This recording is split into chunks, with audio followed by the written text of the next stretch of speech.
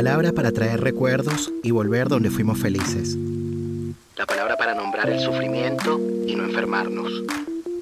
La palabra para encontrar socorro en momentos de angustia.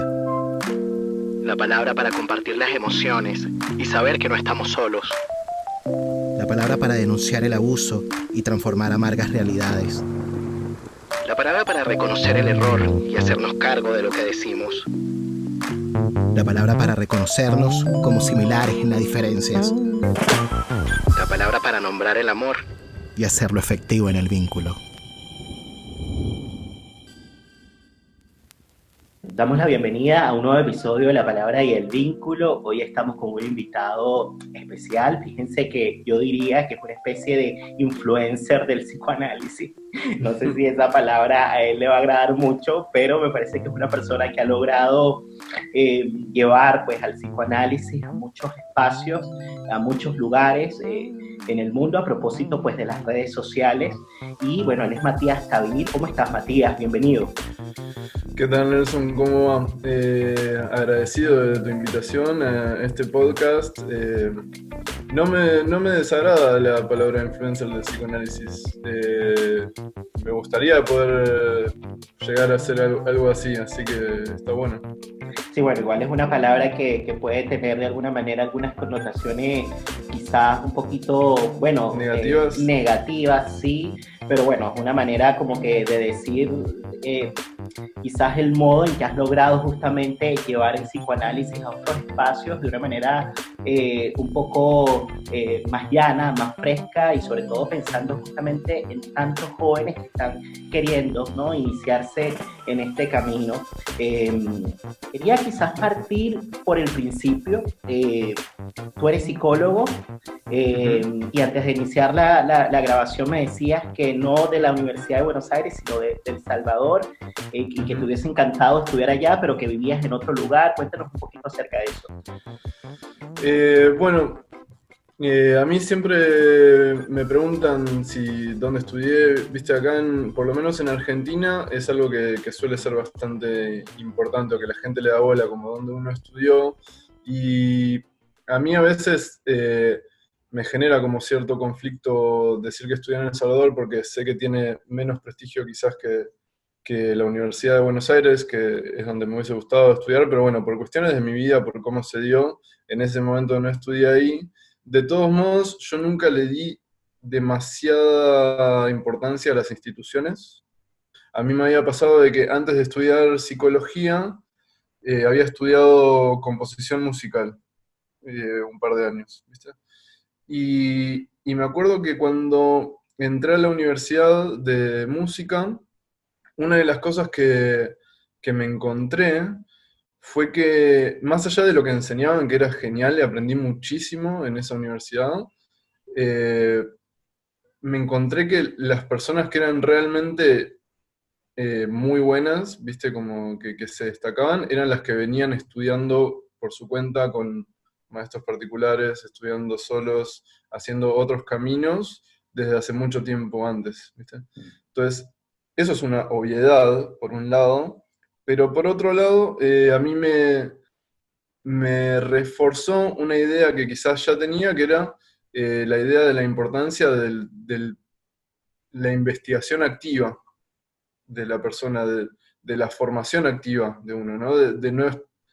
Porque a veces hay una idea con la que yo me peleo acá en Argentina, que sería algo así como si cuánto sabes o qué formación tenés depende de dónde estudiaste.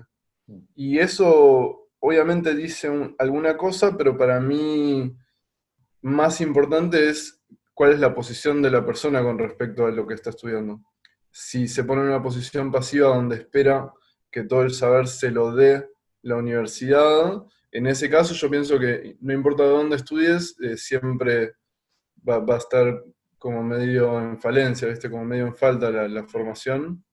Eh, Al contrario, me parece que una posición activa donde uno está todo el tiempo investigando, haciendo grupos de estudio, no sé, haciendo lo que sea, leyendo por su cuenta, me parece que eso en general como que da una idea mejor y garantiza mejor que se profundice más en lo que uno quiere saber.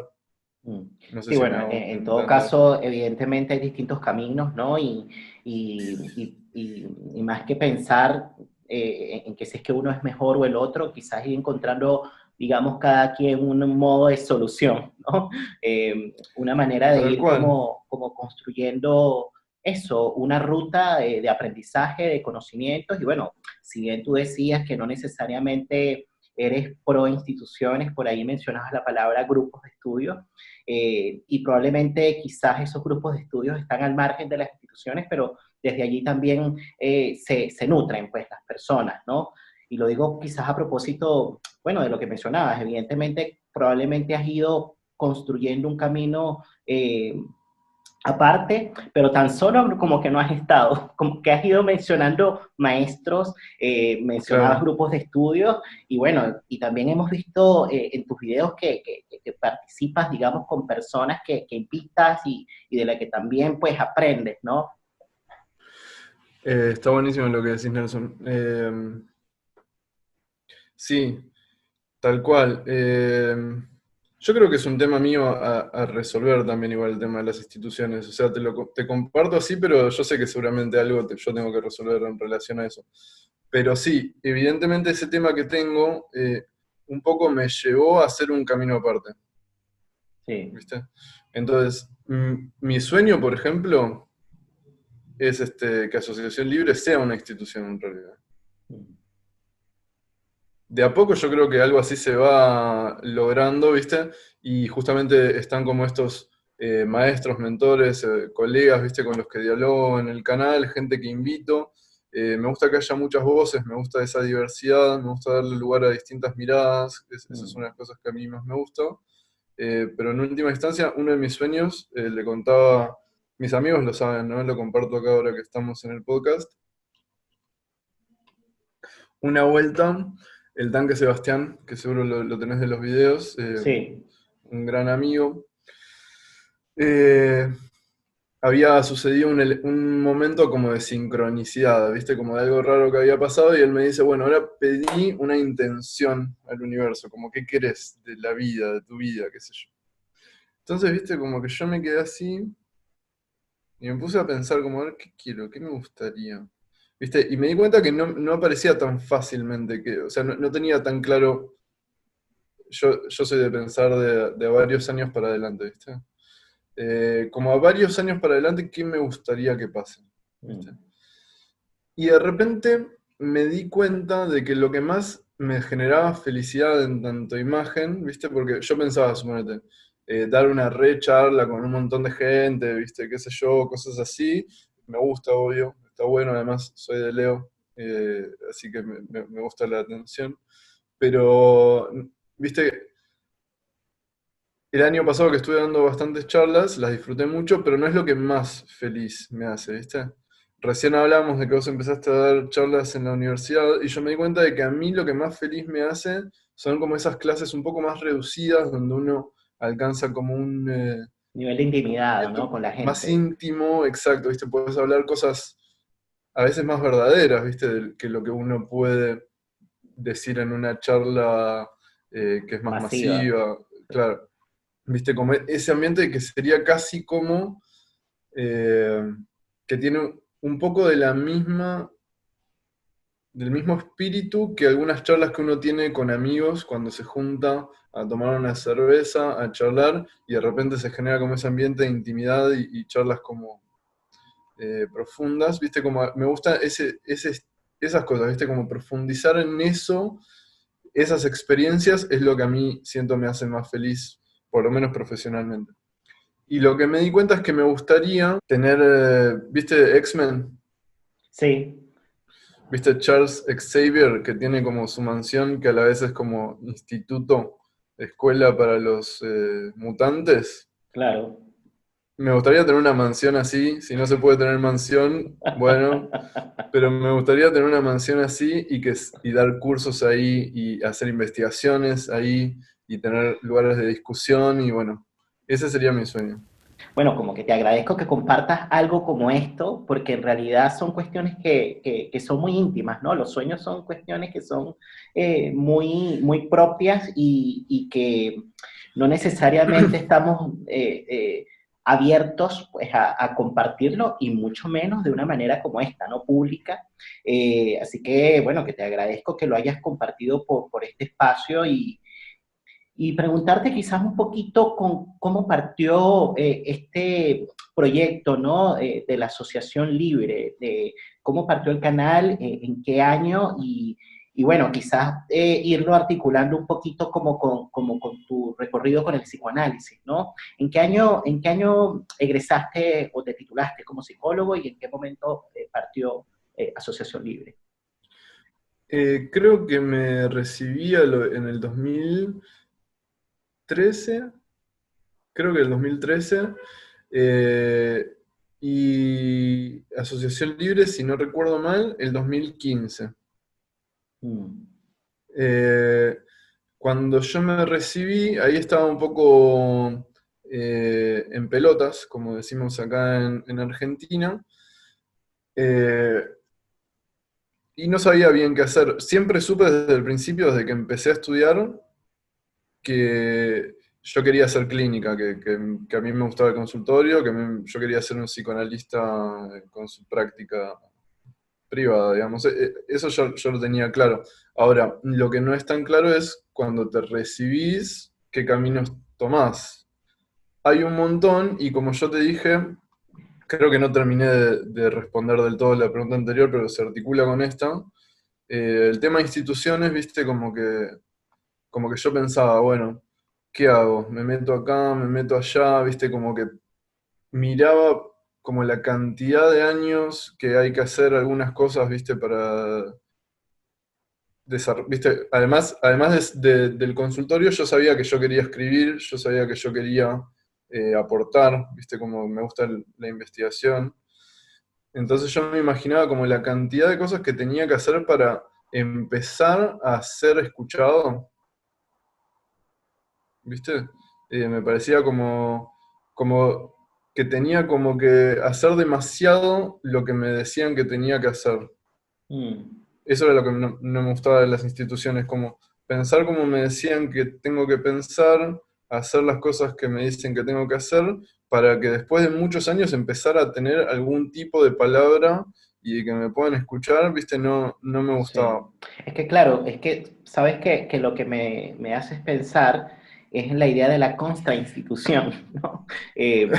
Que claro, es una propuesta distinta, ¿no? Y que me parece que está muy relacionada con lo que está sucediendo a nivel de la subjetividad, ¿no? Con las nuevas generaciones, ¿no? Que son muy cuestionadoras, digamos, de lo heredado, ¿no? De las Claro. tradiciones, y que desde allí quizás proponen pues algo distinto. Entonces me parece que es que podríamos decir que el canal de Asociación Libre es una contrainstitución, ¿no? Es como una respuesta a la propuesta pues hegemónica, ¿no? Que hay en torno a la manera que se tiene que aprender el psicoanálisis. O sea, si logro generar eso, es exacto lo que quiero. Fíjate que el nombre juego con el equívoco de asociación libre en tanto técnica de la asociación libre, la regla fundamental, pero también se puede entender como una asociación libre, Claro. que es exacto lo que estoy diciendo, digamos, Uh ¿no? -huh. Por lo menos libre para mí, en tanto eh, a mí me pasaba de ir a hacer cursos a distintos lugares y que estaba bueno, pero yo sentir como que no quería meterme ahí, como ser parte de esa parroquia, ¿me entendés? Uh -huh. No era lo que a mí me gustaba. Y desde qué Y momento empezó como a tomar fuerza, ¿no? Y visibilidad este canal, porque efectivamente, bueno, han pasado 5 años y evidentemente lo que encontramos hoy o lo que vemos hoy o los resultados son fruto pues de una constancia. Ha sido bastante sistemático, bastante regular, digamos, en esto de generar contenidos. Y en qué momento empezó a dar como que ese salto, ¿no? mira, yo creo que no hubo un video que fue como tipo, uy, está teniendo un montón de... Va, igual, mira. A mí la idea ya me venía rondando en la cabeza. Yo era de capaz investigar por YouTube, viste, ver videos sobre temas así medio científicos, filosóficos, y buscaba el psicoanálisis y no había mucho, y yo decía, uy, qué bueno sería que hubiese algo así, y como además yo tenía una cámara, había hecho un par de cortos o intentos de cortos con amigos, ¿viste? Había aprendido a manejarla, a editar un poco, y yo decía, y como te dije, soy leonino, dije, che, capaz podría hacerlo yo. Además, yo estaba dando clases en El Salvador, ¿viste? Me quedé ahí, me gustaba dar clases, era adjunto, tenía un par de cursos a cargo, estaba dando como parecido a lo que vos me contás que estás dando ahora, como una especie de introducción a la obra de Freud, que me encantaba. Entonces, viste, ya estaba como medio empapado con ese rol de profesor. Yo me sentía contento con las clases que estaba dando. Mirando para atrás, digo, seguro, viste, haría un montón de cosas distintas, pero bueno, a mí lo que me interesaba transmitir era como parte de la teoría psicoanalítica, pero siempre con ese sabor de apertura, como de que, bueno, este es un inicio de cómo pensar algo, pero puede ir a tantos lugares, ¿viste?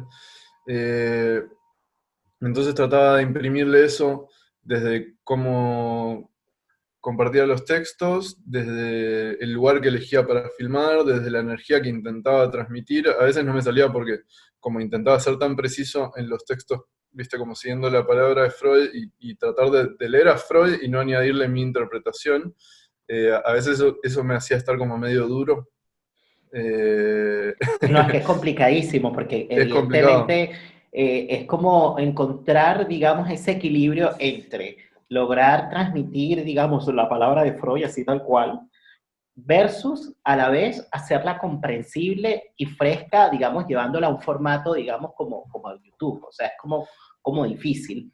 Es difícil. La mayoría de los tiempos te diría, los publico, pero no los vuelvo a ver.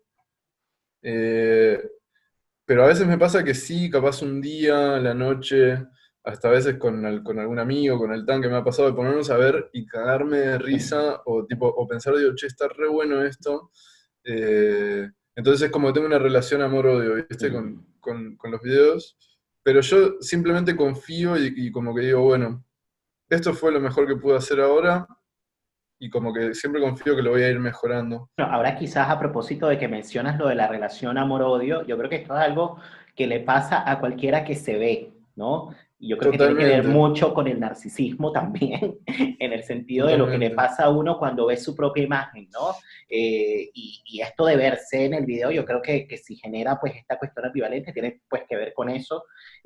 Pero también pienso, digamos, en la ambivalencia que quizás puede generar digamos, el ingresar en el mundo digital, ¿no? Por llamarlo de alguna manera, en el mundo virtual. Evidentemente, a propósito de todo lo que ha ido sucediendo en este año con la pandemia, muchos hemos ido dando un salto, ¿no? Hacia estos medios y nos hemos, bueno, muchos psicoanalistas se han visto, digamos, obligados a hacer teleanálisis, por ejemplo, y cosa que ya se venía dando, pero que se vino como que a instituir o a instalar hoy a propósito, evidentemente, de la contingencia. Pero pensaba que tú, justamente, ya en el 2015, pues diste ese salto, ¿no? A propósito, pues, de tu canal.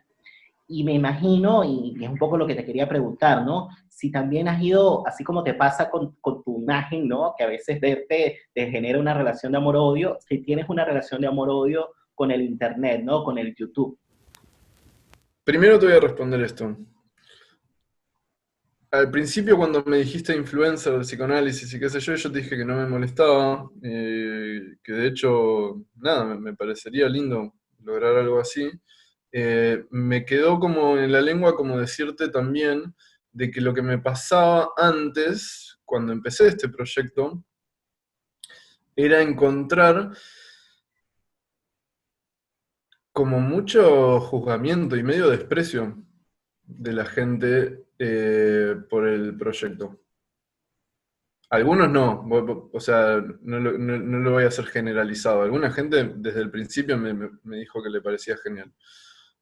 Pero lo que yo encontraba muchísimo era capaz estar haciendo, por ejemplo, yo estaba en Centro 2, estaba haciendo ahí ¿cómo se llama? El posgrado en clínica de adultos. Y pegué onda con un par de compañeros de ahí, qué sé yo, viste, como que discutíamos psicoanálisis y teníamos una onda, y capaz si yo mencionaba que tenía el proyecto, viste, como que decían, ah, viste, como ponían una cara, viste, como una expresión como, qué raro, como psicoanálisis y YouTube, viste, como, no lo decían así, pero por la repetición de reacciones que tuve, eh, me generaba eso. Y bueno, como siempre soy un poco cabeza dura, no hacía mucho caso, ¿viste? Y yo decía como, bueno, dentro de unos años van a entender, ¿viste? Y entonces seguí para adelante, porque si me hubiese guiado por el desaliento de todas las personas que me lo dieron, no hubiese seguido nunca para adelante. Pero perdón, a donde apuntaba era esto. Que al principio encontré mucha resistencia de parte de personas. Ahora que vos decís 2020 y con cuarentena en el medio, todo se volvió virtual y ahora es como normal, entre comillas, pero hasta hace unos meses incluso la atención online era vista peyorativamente o se cuestionaba si se podía hacer. Si vos estuviste practicando, sabés perfectamente de que mucha diferencia con la atención presencial no hay. Hace rato yo vengo hablando de que es posible.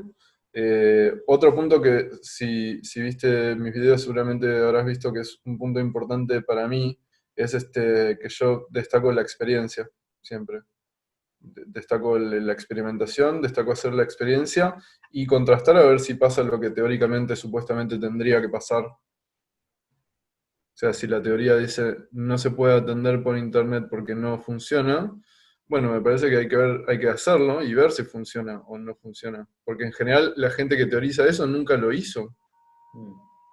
Entonces está haciendo como el camino inverso de lo que debería ser la teoría.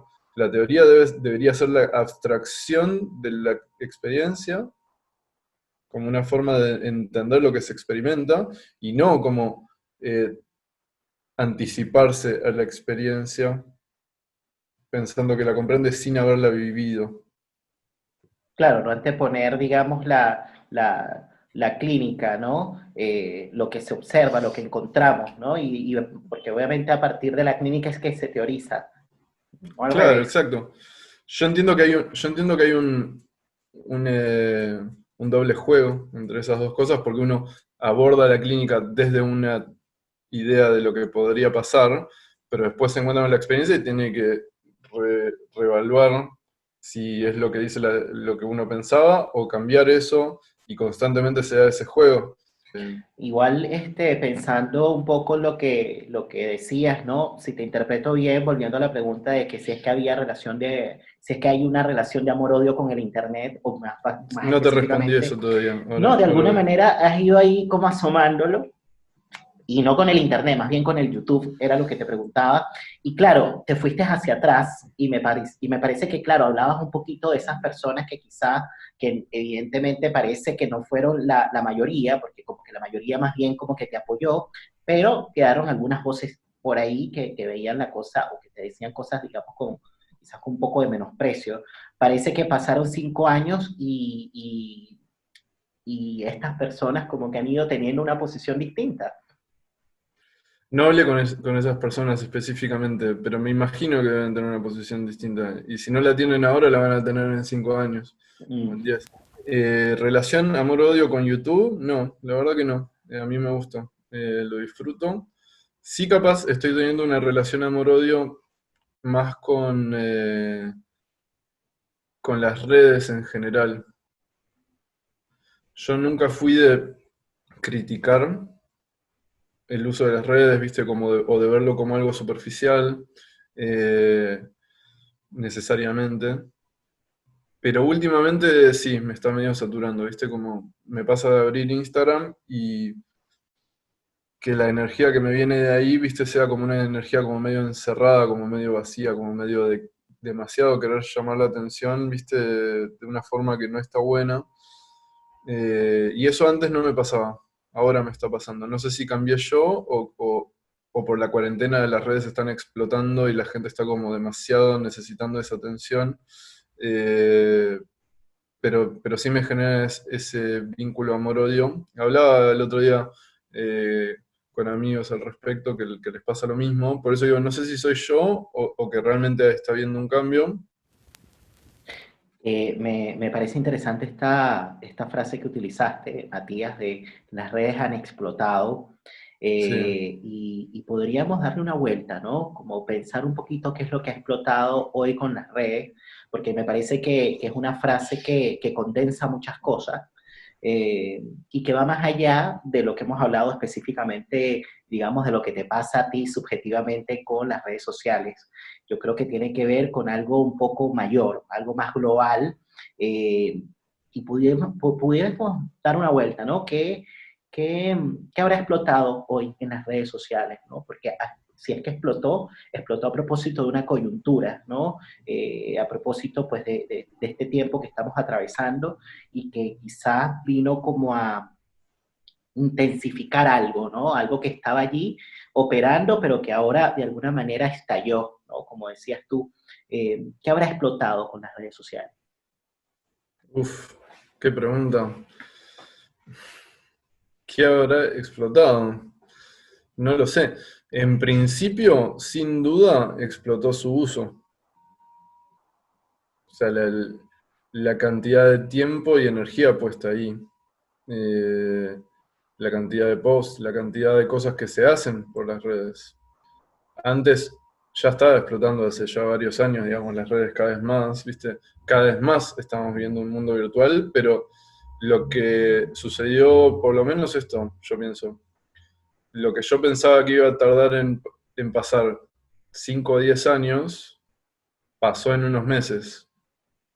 Capaz no tan exageradamente, pero se aceleró mucho el hecho de que yo ya pensaba, digamos, que la gente iba a estudiar por internet, que la gente iba a hacer un montón de cosas por internet, que la gente se iba a atender principalmente por internet, cuando antes de la cuarentena todavía era una, una cosa rara, digamos, atenderse de forma online para algunas personas. Yo no, porque ya lo practicaba, digamos, con los pacientes que tenía que eran de otra provincia u otro país.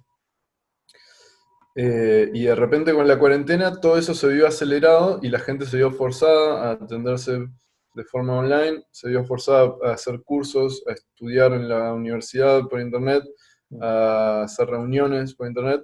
Entonces, como que hubo ese pasaje de la vida análoga a la vida digital, se acrecentó en velocidad. Eso seguro pasó. Mm.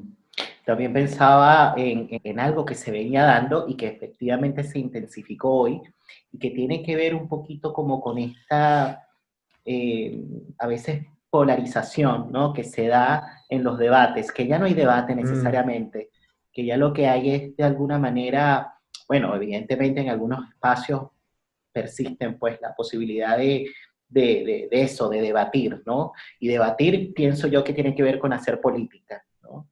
Y me mm, parece que a propósito de que en algunos lugares se ha ido borrando, cuando digo lugares me refiero, no sé, en algunas cuentas, en algunas páginas, por decir algo, si se ha ido borrando un poco eso, digamos, la posibilidad de hacer política, lo que queda, digamos, son posiciones como binarias, ¿no? Que si eso es re así. ¿no?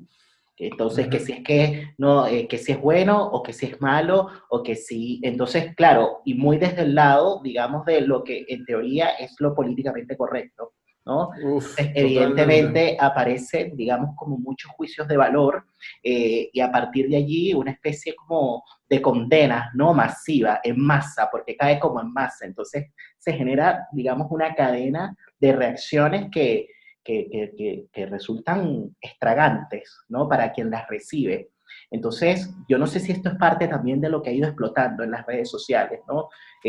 ¿Cómo lo ves tú? Y... ¿Qué piensas, no, de eso? En principio, me parece muy inteligente tu planteo, Nelson. Yo comparto completamente. Ahí entiendo mejor a dónde apuntás con la pregunta. Totalmente. Me parece que eso no es solo de Internet, pero seguramente lo fomenta más. ¿Por qué? Estoy pensando ahora en el momento, ¿no? Pero, a ver, coincido en lo que decís en esto, de que hay como una especie de eh, atracción casi magnética de posiciones polarizadas que deciden sobre cualquier cosa que sucede. ¿En qué sentido lo digo? Eh, de que de repente los puntos de vista sobre diferentes cosas están estereotipadas según la posición general que vos tenés política, suponete. ¿Viste?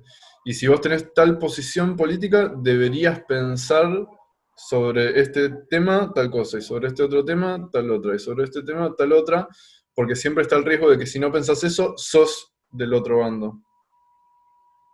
¿Viste? Mm. Y para mí eso es una estrategia de control fuertísima, fuertísima. Eh, yo lo vi muy claro con el tema cuarentena. ¿Viste? Cuando empezó el tema del coronavirus de repente en un par de semanas estábamos en cuarentena obligatoria acá en Argentina, eh, la gente tenía posturas diferentes. O sea, uno podría decir, pensaba por su cuenta. Mm. O por lo menos pensaba bastante más por su cuenta. ¿Sí? Pero de repente se empezó a introducir como en la maquinaria política el tema cuarentena, y entonces de repente ser pro cuarentena implica tal posición política y ser anti cuarentena implica otra posición política. Cuando antes no había entrado el terreno política en esa postura, sino que la gente evaluaba la cuarentena por sí misma. ¿Vos creés que la cuarentena tiene que estar siempre, sí o sí? Eso implica que estás del lado de Alberto, y si vos decís, che, capaz la cuarentena podría ser un poco más abierta, con más apertura, eso implica que está del otro lado, ¿viste? Y a mí me parece que eso es un sistema de control re grande. Sí, lo que pasa es que yo creo que has usado una palabra que me parece que es clave, ¿no? Que es el pensamiento. Y el pensamiento, según como lo entiendo yo, de una manera general, porque evidentemente puede significar muchas cosas, pero una manera general de entenderlo es que como esa actividad que se produce a propósito, digamos, de poner en contraposición, digamos, distintas posturas, pero que al mismo tiempo permite cierto proceso pues de elaboración de algo. Pensar es cuestionar también. Claro, Pensar, y pienso que a veces, justamente a propósito de lo que decías, lo que se generan son posiciones como estereotipadas, ¿no? Que cierran la posibilidad de poder pensar. Y la gente no necesariamente a veces está pensando, sino que está repitiendo un discurso. Repites un discurso que has incorporado y que has incorporado porque lo haces valer, porque lo colocas en el lugar de la verdad, ¿no? Lo colocas en el lugar de la verdad y desde allí quizá se cierra pues el debate, ¿no? Y entonces quedan, digamos, las dicotomías, ¿no? totalmente como vos lo decís, lo estás expresando re bien. El punto que yo agregaría como otro matiz es que no lo pondría solo como de que tal discurso toma el lugar de verdad, sino de que son lugares identificatorios. Mm. O sea, no es solo que no se cuestiona la verdad porque yo pienso que esa es la verdad, sino de que si yo pienso por fuera de esa verdad que me baja en línea, entonces de repente me convierto en algo que, o sea, mi identidad pasa a ser algo que es totalmente rechazable, repulsivo, ¿viste? Entonces, ese es el punto donde yo siento que hay control del pensamiento. Porque el mero cuestionamiento implica que uno toma una identidad medio monstruosa. Claro, claro. Como que se juega algo identitario allí y si es que pienso distinto, evidentemente algo de mi identidad se quiebra, por llamarlo de alguna forma. Es que para mí ese es el punto. O sea, no es solo que la verdad es tal cosa, sino de que el miedo es quién soy si pienso por fuera de estas verdades. Claro, y ¿Quiénes van aparece a la pensar que angustia. soy? Y aparece la Ahí aparece la angustia. angustia. Sí, Y- no vaya a ser que piensen que soy facho. claro, por ejemplo, por poner un ejemplo. ¿Sabes que ahora que mencionamos la palabra angustia, me gustaría traer una cita de, digamos, uno de tus posts en la cuenta de en Instagram de Asociación Libre, como para de alguna manera pensar un poco, digamos, esto que estamos diciendo, ¿no? Y la función que puede tener la angustia. Porque la angustia es algo que es importante para la subjetividad, ¿no? Eh, y por ahí tú decías en un post que publicaste recientemente, ahorita en julio, la angustia nos da la clave para ubicar lo importante. ¿Mm? Eso es lo que colocas, digamos, en principio. Y dices después, a nota del pie, muchas veces el discurso del sujeto es nebuloso. ¿Qué de todo lo que dice es importante? ¿Qué punto destacar? La angustia oficia de faro. Continúas y dices, ubicar con precisión cuál es el punto de angustia nos permite leer mejor el conflicto. Nos permite identificar el elemento perturbador del equilibrio y con ello la aparición de ciertos enigmas. ¿Qué era lo que se mantenía en equilibrio? ¿Qué verdad se reveló cuando éste tambaleó? Y bueno, me parece que es una reflexión interesante y que podemos articular un poquito como con esto. Quizás preguntarte de manera general, Matías, ¿por qué la angustia nos da la clave para ubicar lo importante? En principio, me encanta que hayas leído el post tan detenidamente. Me gusta. Eh, Siempre, viste, yo apunto mucho, le doy mucha bola a la técnica psicoanalítica, viste, a cómo aplicar el psicoanálisis a la clínica. Me interesa mucho eso, mucho más que discutir teoría por la teoría en sí misma. Me gusta en tanto uno aprende a aplicarla con un caso, ¿viste?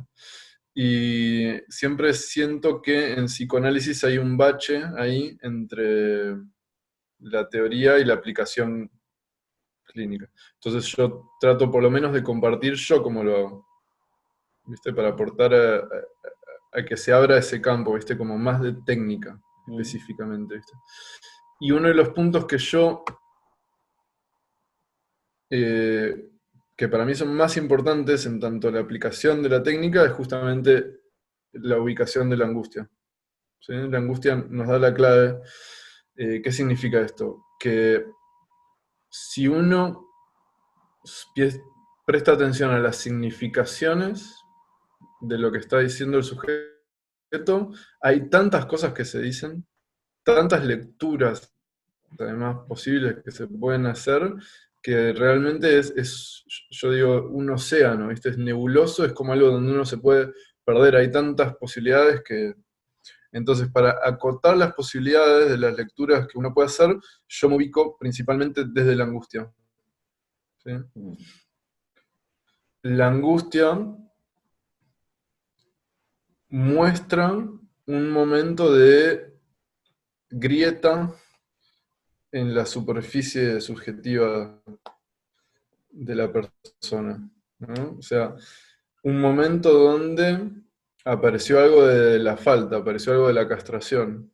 ¿Viste? Cuando Lacan habla de que la angustia no engaña, se refiere a esto, se refiere a que es el momento en el cual aparece esta dimensión, ¿no? El agujero, la falta, la castración.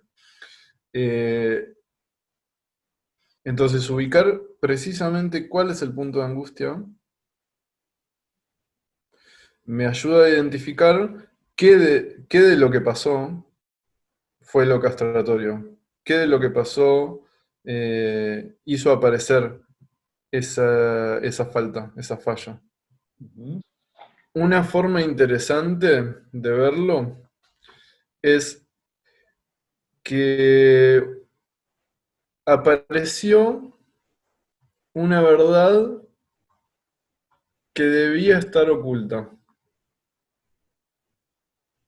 Se reveló algo que se mantenía oculto, ¿sí? Y esa verdad es como que irrumpe y genera como ese sentimiento de angustia. Esa verdad puede ser una verdad propia, una verdad del otro, una verdad, andás a ver, ¿no? Esa verdad, que yo la ubico como lo que circula del inconsciente, el empuje del inconsciente, quiere hacer llegar esa verdad, quiere hacerla escuchar. El super yo, para quienes nos escuchan, los mandatos, en general el mandato es que esa verdad debe mantenerse oculta, sea cual sea. ¿Sí? Y uno obedece ese mandato, uno conscientemente la mantiene oculta incluso de sí mismo, uno no la sabe conscientemente. Pero lo que se expresa inconscientemente siempre empuja a que algo de eso emerja, ¿no?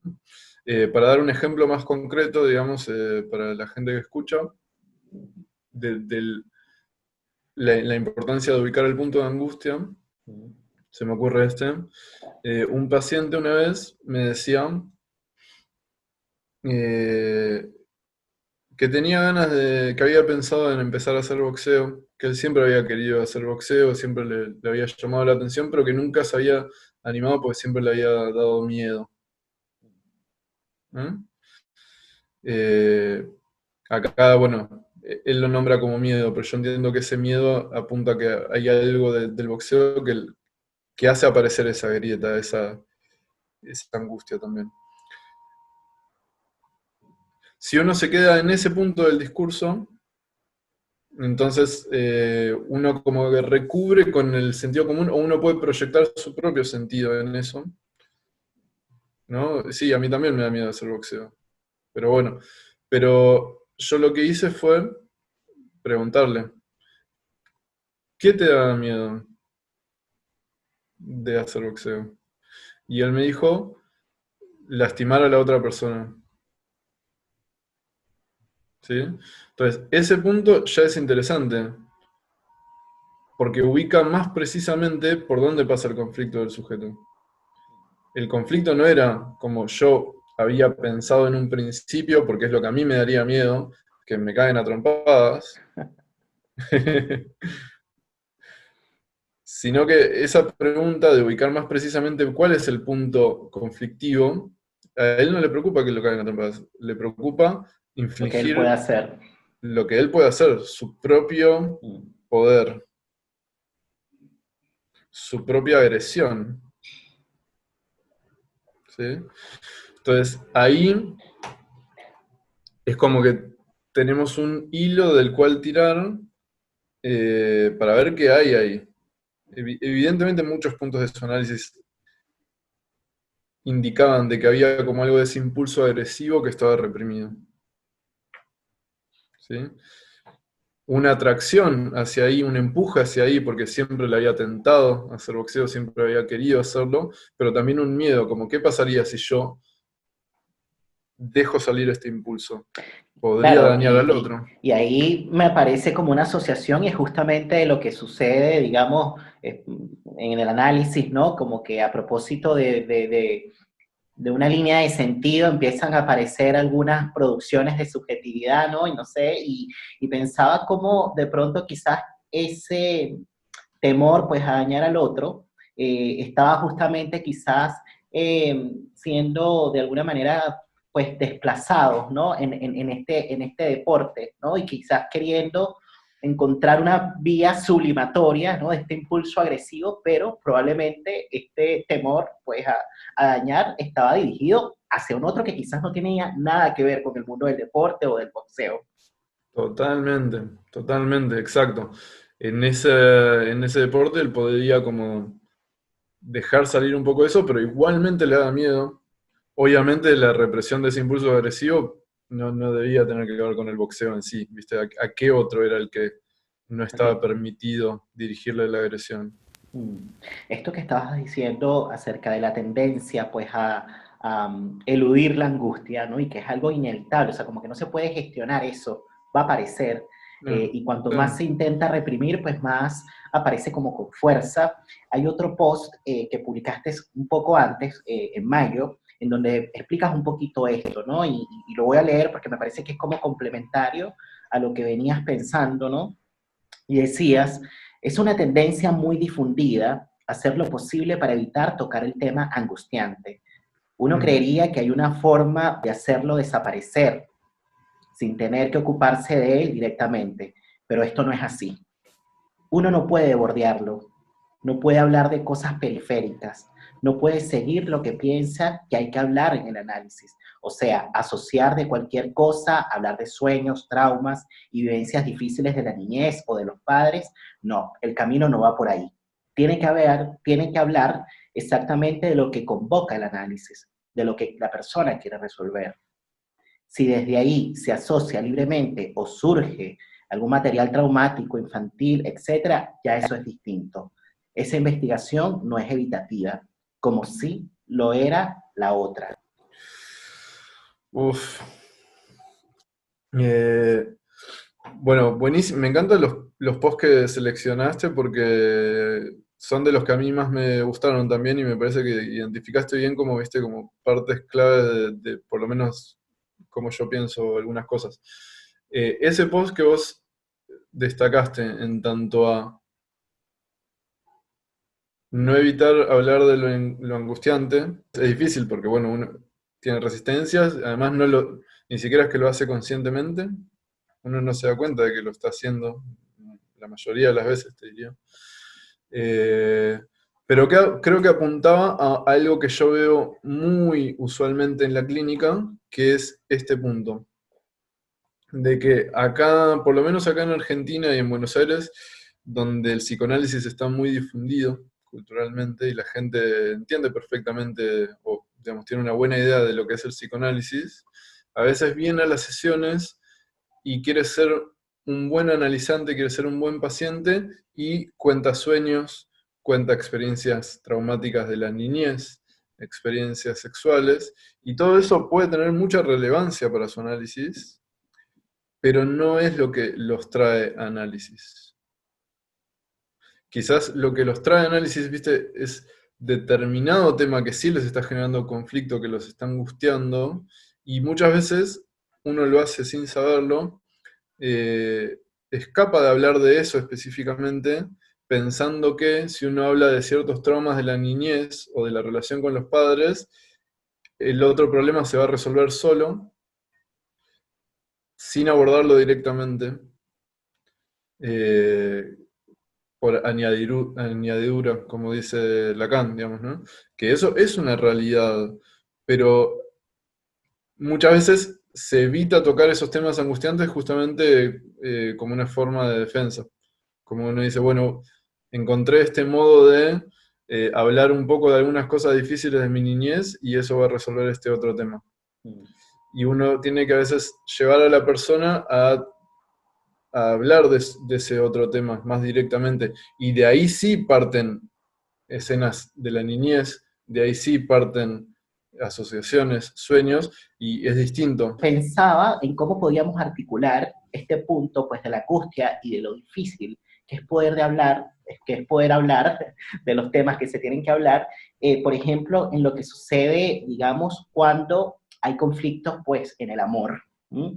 Y hubo hace poco una entrega que hiciste especial en tu canal de Asociación Libre acerca de la psicología del amor, ¿no? Y la psicología del amor, para los que nos siguen, los que nos están escuchando en este momento, Es un texto escrito por Freud en 3 entregas, ¿no? En 3 partes, dividido en 3 partes, en donde Freud de alguna manera viene como a pensar, bueno, lo que sucede con la intimidad, lo que sucede con el deseo, lo que sucede con el erotismo y lo que pasa, digamos, del lado del hombre y lo que pasa del lado de la mujer. Pero esto fue escrito evidentemente por ahí en los años 1900 y bueno, justamente en estos videos Matías comparte un poco lo que pensó Freud con estos textos y me parece interesante que podamos articular un poco el tema de la angustia con lo que se pensaba allí, ¿no? Una de las ideas centrales, ¿no?, que propone Freud en psicología del amor es la idea de que existe, digamos, un conflicto entre amor y erotismo. Amor y erotismo entran en un permanente conflicto. Y me parece que esto ¿El es tema de nuestra algo, vida o no, Nelson? claro, y que es algo que se sostiene hoy, me parece. O sea, Sí. amor y erotismo entran en conflicto. Mira, el texto que mejor trabaja ese tema, que es mi favorito de la serie de las contribuciones a la psicología del amor que hizo Freud, es el segundo, el que se Degradación de la vida llama amorosa. Sobre la más generalizada degradación de la vida amorosa. Es un texto hermoso de Freud que él empieza investigando la impotencia psíquica, o sea, ciertos varones que quieren tener relaciones, pero no se les para, ¿no? Y Freud descubre que está bien, no se les para, pero no es que nunca se les para, sino que no se les para con determinadas mujeres. ¿Y cuáles son las mujeres con las cuales no se les para? Paradójicamente con las mujeres amadas. Esto lo pensó Freud en clave heterosexual, pero aplica también para el mundo gay.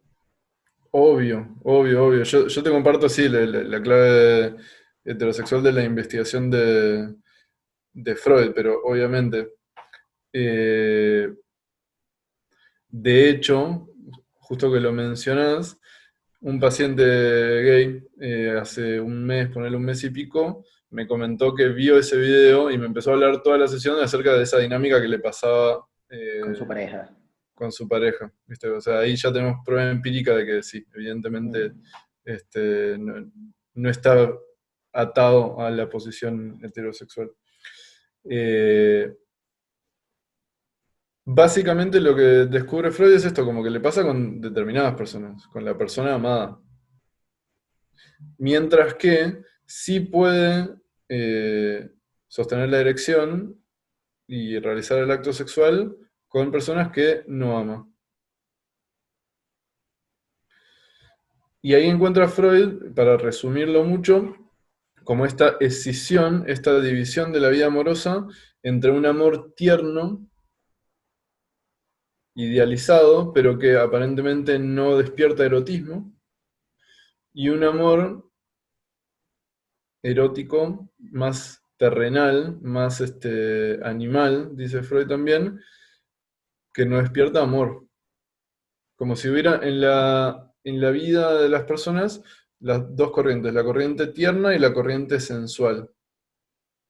Y como si entraran en conflicto entre sí, ¿no? En estas personas, Freud lo veía muy claro, como a veces él dice, la psicopatología muestra cosas que capaz están presentes en todas las personas, pero en algunos casos súper acentuado, súper visible, y nos permite como observar algo que en realidad es universal. Pero en estos casos se ve como muy marcado, como aislado este conflicto. Este conflicto entre lo que es tierno y lo que es sensual. Y la complejidad para Freud, lo complicado, digamos, lo que genera conflicto ahí, es que en el impulso sensual, el impulso erótico, hay cosas que son degradantes. Hay cosas sucias que uno desea hacer, que uno tiene ganas de hacer. Él lo llama componentes perversos, que vos me mandaste el otro día el mensaje de que tuve el lapsus mientras hacía el video, en vez de decir componentes perversos, dije componentes perfectos. Que creo que habla de que, bueno, todos tenemos esos componentes perversos. Claro, que están de alguna manera reprimidos en los neuróticos, ¿no? Claro. Ahora, en este video, ¿no? Que cuando Matías se refiere, digamos, a la segunda entrega, digamos, o al texto de la degradación de la vida amorosa, este texto corresponde justamente con el segundo video, por si lo quieren ver en su canal, y hacia el final de ese video decían que, digamos, que la impotencia psíquica, en este caso, digamos, la impotencia, pues, masculina, es una afección pues de la cultura en el fondo, como que, y me pareció súper interesante porque se amplió, digamos, el Claro. tema como con esto, y que de alguna manera no necesariamente es un efecto, digamos, sí, se inscribe en el singular de todas maneras y de distintas formas, dependiendo del sujeto y de su historia, pero que es justamente consecuencia de ciertos ordenamientos culturales, ¿no? Y desde allí poder pensar justamente que esto es algo que más o menos nos atraviesa a todos. Y si digo que nos atraviesa a todos, es algo que también podemos encontrar del lado de las mujeres, de alguna manera. ¿Mm? Y que un poco más hacia el cierre pues, de este video, a propósito de lo que apuntaba Freud, decías que para integrar la sexualidad, en el fondo, lo que se necesita, digamos, es cierto coraje. Pero me parece que esto no es tan sencillo. Se dice así, pero como que no es tan sencillo, sobre todo pensando ya no necesariamente en las parejas que tienen, digamos, poco tiempo de constitución. Las parejas que quizás están partiendo no necesariamente presentan estos temas. Me parece que esto es algo más propio, digamos, de las parejas que tienen años, ¿no? De relación y en donde de pronto algo de la vida amorosa empieza a degradarse. Yo no sé si pudiésemos como compartir un poco o conversar acerca de lo que podemos quizás decir, ¿no? De lo que se mantiene vigente de estas contribuciones de Freud a la psicología del amor y de lo que encontramos hoy, ¿no? Digamos, en relación a cuáles son los conflictos más frecuentes pues, que encontramos en las parejas. Lo que vos marcás, que está buenísimo, digamos, que es esto de la parte donde se abre el texto, porque Freud arranca hablando de la impotencia psíquica, como estos casos que le toca a él analizar, pero usa ese ejemplo para poner en juego una dinámica que después él dice, como vos bien destacás, es universal en la cultura, por lo menos en la cultura en la que él está inmerso y que nosotros, me parece, somos una especie de continuación de eso. Y el conflicto es este, porque creo que no lo terminamos de decir, es que en el impulso erótico hay componentes perversos, hay cosas sucias que uno quiere hacer que no se atreve a hacer con la persona amada. Ese es el conflicto, ¿sí? Como si a la persona amada se la respetara mucho. Y ese respeto, viste, lo hace como hacer cosas que pueden estar buenas, pero que dejan de lado toda una serie de componentes, como de la suciedad del acto sexual, entre comillas, que le quitan muchísimo goce. Entonces, Freud ubica un poco esa impotencia como una inhibición, como una defensa contra este impulso que degradaría a la persona amada. ¿Sí? La quiere mantener idealizada, la quiere mantener intocada, inmanchada, y el impulso erótico gozaría en realidad de algo que sería degradante para esa persona idealizada. Me hiciste pensar como en lo que le pasaba justamente a este paciente que quería boxear. Es como más o menos algo parecido, Bueno, pero obviamente, digamos, con temáticas distintas, ¿no? Como este temor que él tenía de no hacerle daño quizás a alguien, digamos, de su círculo cercano, ¿no? Y de pronto quizás desplazarlo en el afuera. Un poco podríamos pensar esto. Perfecto, Nelson. De hecho, mira, tu intuición es correcta porque en su análisis aparecía ese mismo miedo con respecto a estos impulsos más degradantes con respecto a su novio. Como no dañarla en el fondo y mantenerla quizás en ese lugar como celestial, que en el fondo es consecuencia de idealizar a la pareja. Se coloca en un lugar celestial y al mismo tiempo se degrada pues al amante. Exactamente, como que se mantiene esa división, ahí estamos como empezando a articular más precisamente el planteo de Freud, esta decisión entre la persona idealizada y la persona degradada, con quien se pueden hacer las cosas sucias, y a la otra a la que hay que amar tiernamente.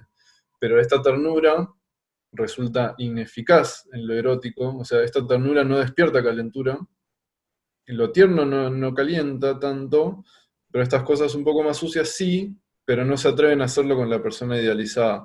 Y ahí aparece otra dimensión, otra forma de lo que podemos llamar castración. Mm. O sea, mantener idealizada a la persona significa mantenerla no castrada. En psicoanálisis lo que se descubre, y viste, no vamos a poder abordar como la totalidad para que quede súper claro el concepto de castración, pero es esta falla, es esta mancha que a la vez genera horror y deseo. Ujú. Ese es un punto clave. Entonces, genera horror degradar a la persona amada, pero también haría poner en juego su deseo con esa persona amada.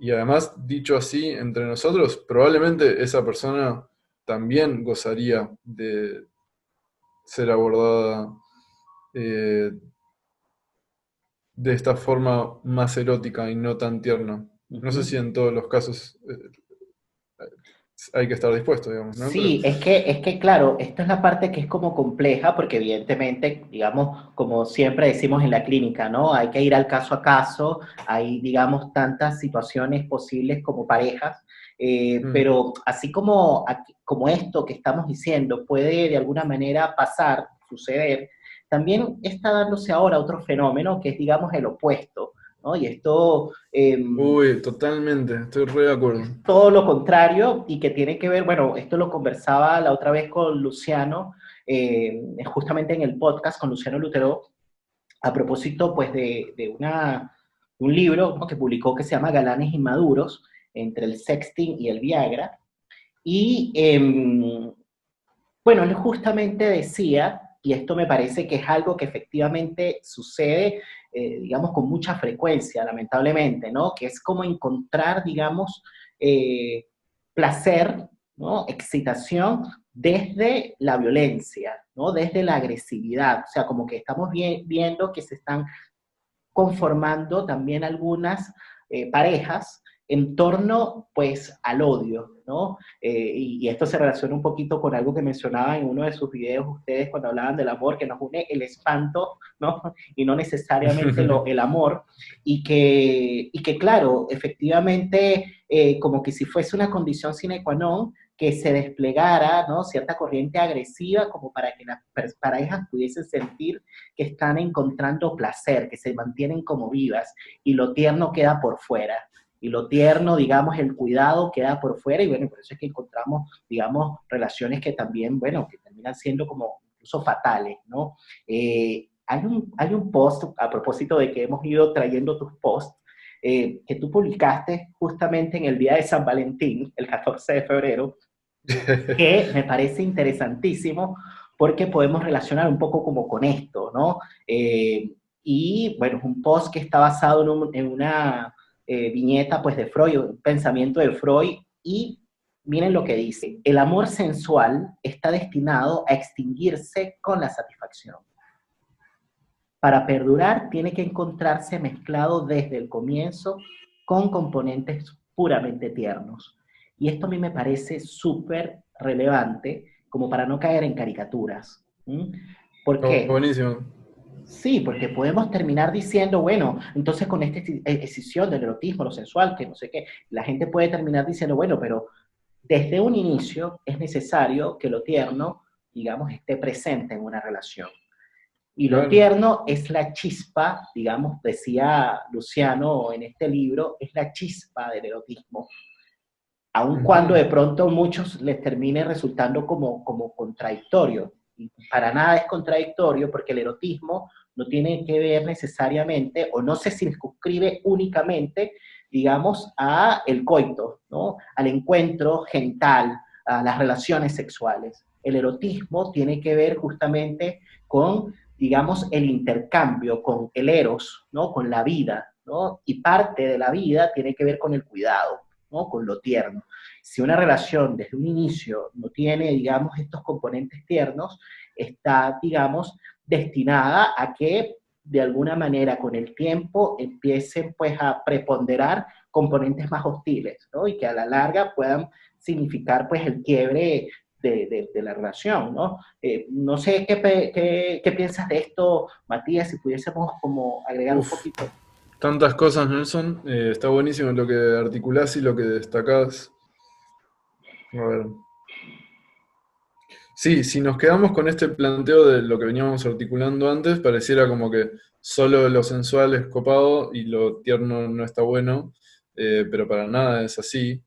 Eh, Freud apunta justamente a poder unir ambas, en realidad, ¿no? Eh, por eso dice como atreverse a faltarle el respeto a la persona amada. Pero esa es la persona amada, ¿viste? No es a cualquiera. Ahí es donde se daría como la verdadera satisfacción. Si no, uno se ve condenado a lo que pasaba en la época de Freud, de tener como la persona amada como pareja oficial y después amantes, ¿viste? Eh, que como que se haga esa división muy claramente. Es cierto que esto que vos planteás, como que hoy en día se ve mucho esta inversión, donde me parece que es de mucho más fácil acceso para, sobre todo para las personas más jóvenes, la parte sensual que la parte tierna, ¿viste?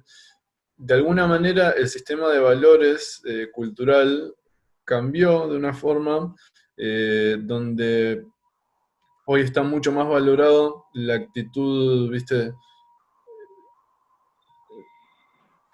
Sensual, digamos, como el hecho de tener muchas parejas, de tener muchas experiencias sexuales, lo cual está buenísimo porque me parece que contribuye a una liberación sexual que está muy buena, pero así me parece que a veces se corre el riesgo de reprimir o patologizar el otro costado, que es como el costado más tierno o más del amor romántico.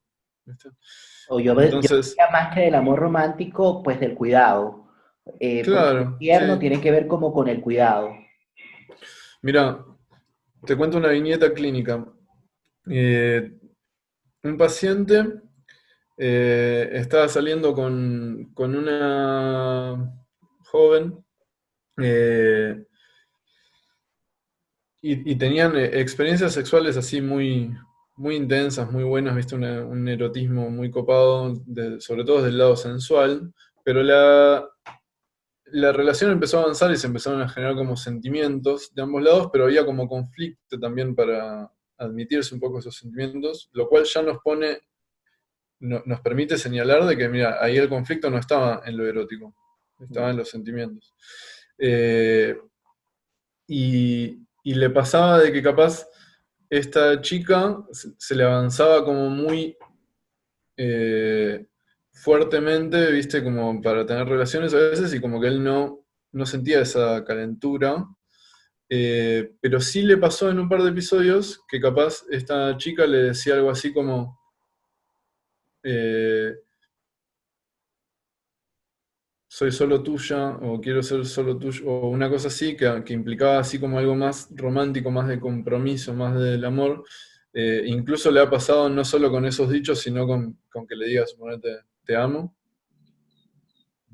y ahí a él se le paraba. Mm. Entonces fijamos cómo el deseo, digamos, erótico, puede estar vinculado a veces a manifestaciones tiernas en realidad. Es como para seguir pensando en realidad, porque son temas que en realidad me parece que no están cerrados, que no están zanjados, sino que es algo que se está, digamos, Sí, al contrario, produciendo. estamos en un momento de apertura cultural como no se vio, no sé, hace muchísimo tiempo, así que somos privilegiados en ese sentido, como Sí, pero viviendo esto. sabes que me quedaba pensando en algo que decías por ahí, Matías, justamente, bueno, relacionado con esto del tiempo que estamos viviendo, ¿no? Y de cómo está la cultura y de cómo hay apertura, ¿no? Por lo sexual. Eh, y claro, más allá de decir si es que está bien o si es que está mal, más allá de ponerlo, digamos, en esos términos, pensaba, digamos, en los determinantes de eso, ¿no? Y, no sé, me quedó como dando vuelta, ¿no? Esta frase que utilizaste antes y que nos llevó como a conversar un poco sobre las redes, ¿no? Acerca de lo que explotó, ¿no? Hoy, ¿no? Claro. A propósito de las redes sociales. Y pensaba justamente en qué medida, digamos, eso es algo muy sintomático, ¿no? Esta explosión de lo que está sucediendo también con la subjetividad, de lo que está pasando con la sexualidad, de lo que está pasando, bueno, con el erotismo, etcétera. Y justamente, bueno, tú decías que al menos en las generaciones más jóvenes, tienen más acceso, ¿no? A lo sexual y muchas partes desde allí, ¿no? Desde lo sexual, y a partir de allí se va construyendo algo quizás tierno que puede quizás decantar o no en una relación amorosa o no, dependiendo de lo que suceda, ¿no? Y pensaba justamente en lo que ocurre hoy justamente en el medio digital, como tú decías, ¿no? Como esta sobreexposición, ¿no? Esta saturación pues de la imagen. Y hay algo que hemos visto muchísimo en las redes, sobre todo a propósito de Instagram, ¿no? Que Instagram me parece que llegó como en el 2012 aproximadamente, ¿no? Y fue tomando fuerza hasta posicionarse hoy como una de las redes sociales que más se consumen. Y una de las cosas que ha venido a traer Instagram es la explotación pues de la imagen, ¿no? El tener Obvio. acceso directo De a eso pues se como trata. efectivamente, y de eso se trata, y eso es lo que busca Instagram, y me parece que va como, que hay una relación, pues, entre esta sobreexposición de la imagen, que yo no sé si es que es lo que lo antecede, más bien para mí es algo sintomático de esto que estamos diciendo, ¿no? De la Está relación que hay, interesante. de la relación que hay con el cuerpo, de la relación que hay con el otro, y bueno, si es que hay una relación con un otro, o si es que hay una relación con un espejo, ¿no? De sí mismo en el Mm. fondo, digamos, trayendo, digamos, la correlación que hay entre la imagen y también el narcisismo. Hay algo que también ha ido como creándose hoy, hay una nueva red social que, por ejemplo, se llama OnlyFans, ¿no? Que es otra red en donde justamente se viene a explotar un poco más aquello. Sí, digamos, a mí, para decirlo así como súper simple, digamos, lo que estaba tratando de articular antes, creo que es esto, mira, hace algunos años, vamos a ponerle un par de décadas para ser buenos, digamos, ponerle 2, 3 décadas y más también, eh, lo que se buscaba generalmente como el camino aceptado era ponerle enamorarse y entonces ahí tenía sexo con esa persona. Uh-huh. Y casi que enamorarse cobraba un valor defensivo contra lo que era conflictivo, o sea, lo que dividía a la persona, por donde aparecía el conflicto, que era lo sexual. Como, ¿cómo vas a tener sexo con alguien que no es tu novio, suponete? ¿Cómo vas a tener sexo por tener sexo? Tiene que haber sentimientos antes. Ese era el discurso que existía. Hoy en día me parece que el discurso es casi inverso, donde El la imperativo es experiencia acoger, erótica, el claro. imperativo es acoger, el imperativo es hay que tener muchas experiencias porque no quiero ser una persona reprimida, una persona cerrada, pero el conflicto aparece cuando aparecen los sentimientos. Eh, Cuando empieza a haber ganas de tener un vínculo más íntimo con esa persona, ahí aparece el conflicto, no en la experiencia sexual en sí. Un pero. Siempre hay conflicto en la experiencia sexual, obvio, o sea, tampoco vamos a decir que no. Pero me parece que hoy en día está como invertido, donde querer ponerse de novio, suponete, me parece más conflictivo que coger por coger. En los vínculos más jóvenes, digo, sobre todo. Cuando dices vínculos más jóvenes, ¿podrías especificar más o menos qué edades te Rangos de refieres? edades. Eh, y yo creo que de 22 para abajo, desde que empiezan a tener sexualidad, que no me animo a decir cuándo es, pero Mm, ponerle 22 para abajo. ujú, Y en determinados ámbitos culturales también, ¿viste? Tampoco lo vamos a hacer universal a todo el mundo, en ujú. determinados. pero... Sabes que hay una cuestión que típica que se dice y que no necesariamente está relacionada con lo que se piensa en psicoanálisis, pero sí al menos en la psicología del desarrollo, pensando un poquito en lo que se eh, dice respecto de que vamos como avanzando en edad y vamos superando algunas crisis vitales, ¿no? Que es como un planteamiento típico, digamos, desde esa perspectiva. Eh, y que a los 20 se nos presenta, digamos, un conflicto, luego a los 30 y luego a los 40, y así vamos teniendo como distintas coyunturas, ¿no? En función del momento vital. Y por ahí marcaste a los 20, gente de los 20. El Esa libro es de una edad, sí. Luciano, claro, el libro de Luciano, el de Galanes Inmaduros, está pensado para personas de los 40, que están más o menos en ese rango. Mira. Pensando un poquito en las crisis que quizás atraviesan las personas que están por ahí por los 30, ¿qué se te ocurre? Bueno, estoy acá. Ahora el martes cumplo 32, así que estoy... A ver, me agarrás así, estoy pensando en este momento, ver si puedo encontrar una generalización, como para decir la gente de los 30, ¿no?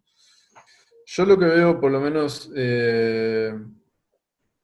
de mí y mis amigos, es que estamos, me parece, como en el medio del cambio cultural.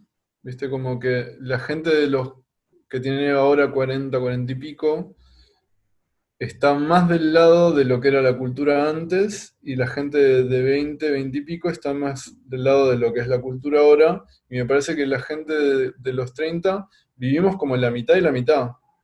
Eh, Transición. Como esa transición. Entonces, siento que somos como medio en tierra de nadie estamos, ¿viste?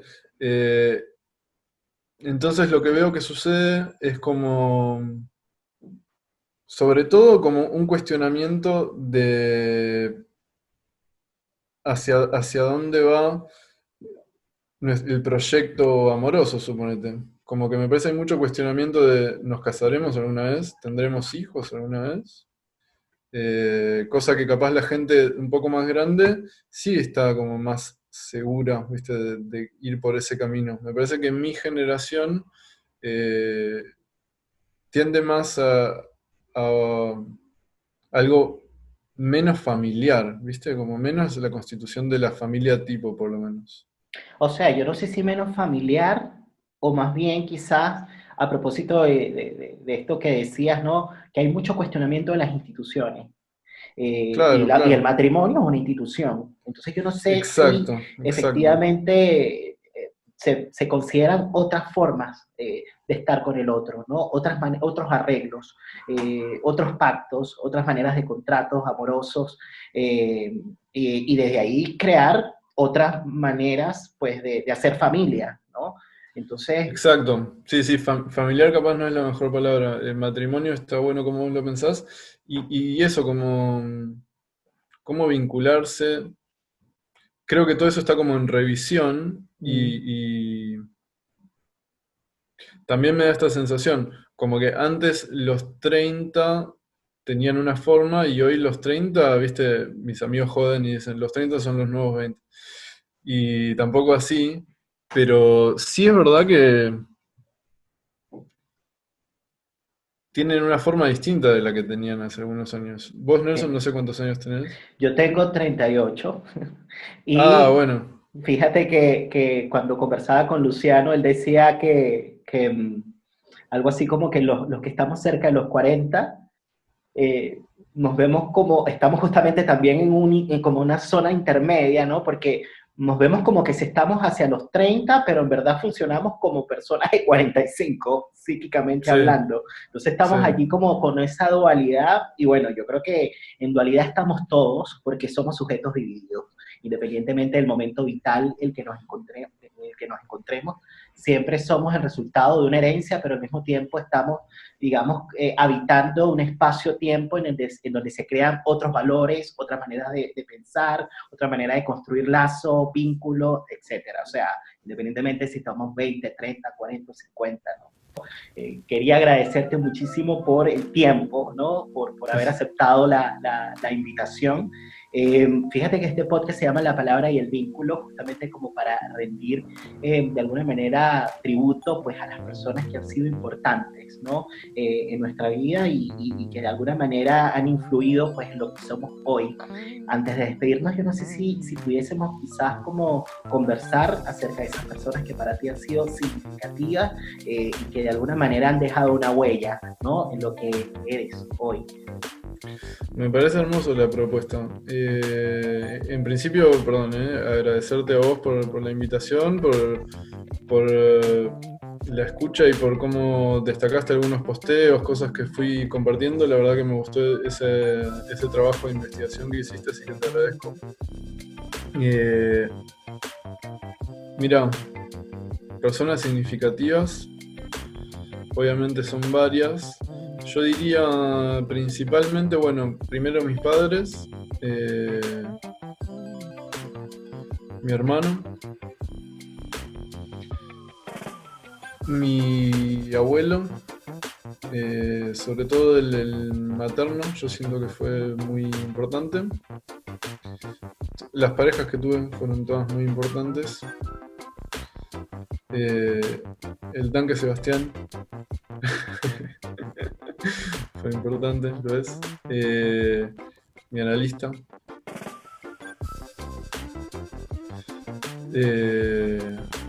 Otros mentores que no fueron, por ejemplo, Norberto Rabinovich, muy importante para mí. Y creo que hasta ahí llego, ¿eh? Después hay gente importante pero que no conocí, que leí, capaz. De nuevo agradecerte por el tiempo, ojalá que tengamos otros momentos también como para conversar y discutir otros temas, y de esta manera cerramos un nuevo episodio de La Palabra y el Vínculo, pero me parece más divertido quizás cerrar de una manera diferente y pedirle a Matías que nos despidamos como normalmente él se despide en sus capítulos pues de Asociación Libre, así que bueno, te entrego la palabra, Matías. ¿Cómo sería pues esta despedida de este episodio? La seguimos la próxima sesión.